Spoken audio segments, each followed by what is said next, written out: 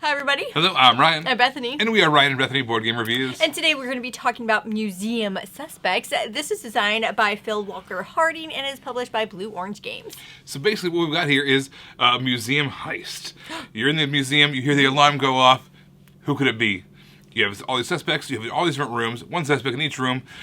Who's it going to be? You have to figure it out, you have to deduce as you're getting all these different clues revealed to you.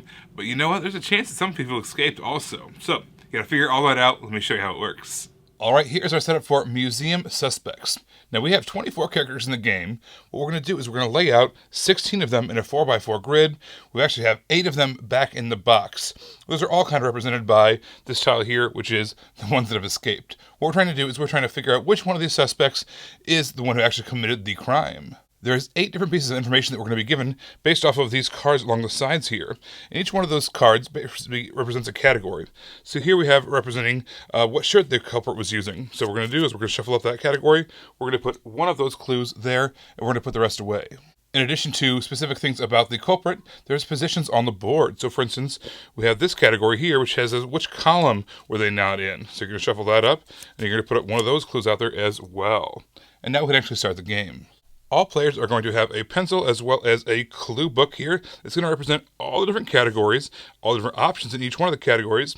What we're going to do is, as we find information out, we're going to cross off which card we saw and cross out the locations on the board that are no longer relevant based off of what we found out. When it's our turn, what we're going to do is we are going to pick one of these clues. We're going to put one of our tokens on it. We have tokens numbered 1 through 6, and we're going to look at that clue. So let's look at this one over here. All right, so this one says, basically, the person who did the crime did not have a blue background in their photo. So let's put a number on that. Let's say it's our number 1 here. So now we know that the person who committed that crime did not have a blue background. We can go to our book, again, and we can cross off all the books that didn't have, or all those different spots that had blue backgrounds, because we know it's not them.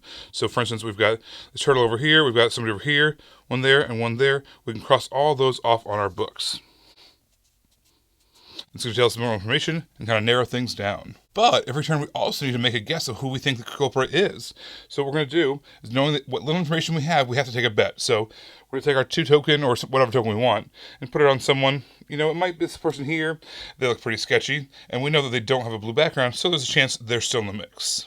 Now, the number of the tokens is based off of how many points they're going to be worth if you're right using that token at the end of the game. So as information is revealed, you kind of want to save up some of the higher numbered tokens back, so that way you can use them once you have more information, get closer to a better guess.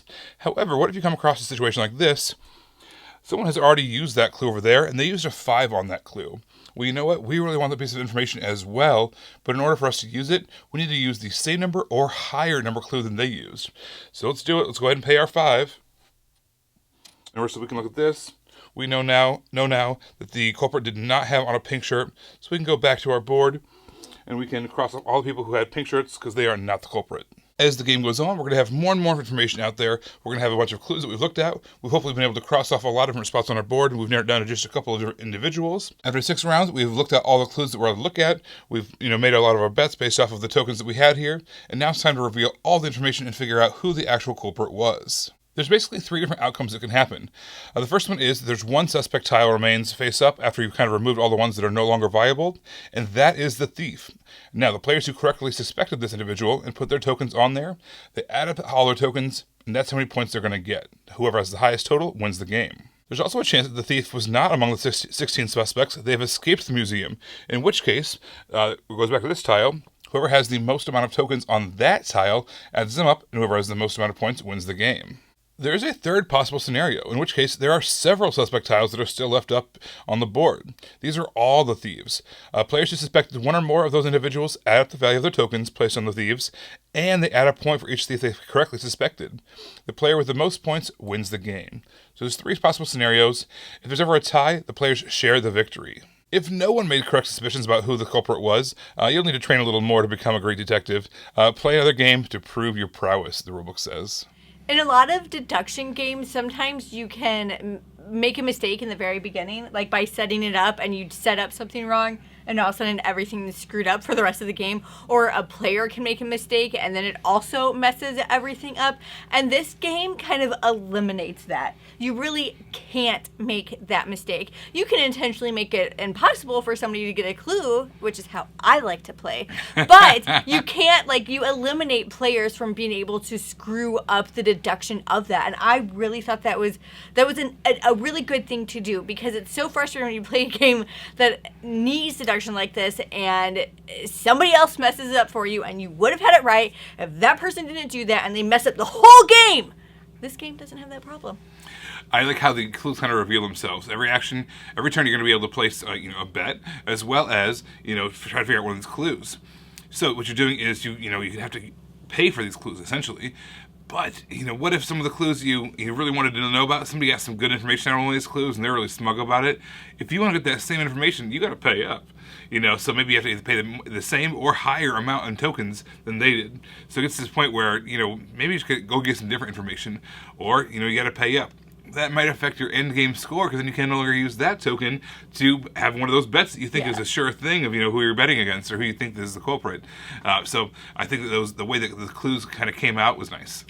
I also thought it was interesting how, and in a very good way, about how you had to make a guess immediately, like on your first turn when you only know a little bit of information. But that's also fun when you're watching other people. Like, why is nobody else putting something on a blue striped shirt person? Is there something they know that I don't know? I know there's something they don't. Nobody else did this. I was the only one who did this. Oh my gosh, it's totally not a blue striped person, because they didn't put their guess in their first round. They don't know what they're doing either. But this is the type of fun that gets to happen because you are forced to make a bet on, or a guess in your first round about who you think it is. And of course, people get more information and they're making more educated guesses. But gosh, having to do that the very first round is stressful. And then typically, like, your very second clue, you're like, I wasted that money.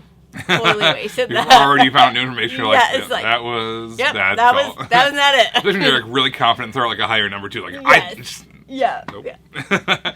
I think that the way that first of all, those clues come out, you're able to mark them off in this notebook, which is super thematic. You have this notebook, you flip it open, you just look like an investigator already. And I know, like, when we were playing with our kids, they just felt like investigators, which is great. So they were marking off things in their notebook, trying to figure it all out. All the different clues are listed, the entire thing. So no matter what you're writing down, no one knows what exactly it is you're writing down, but you're writing down something. So no new information is given to anyone else. It's got a cover. You can close it when you're not using it, so everything just makes sense as far as the secrecy of it all. Yeah.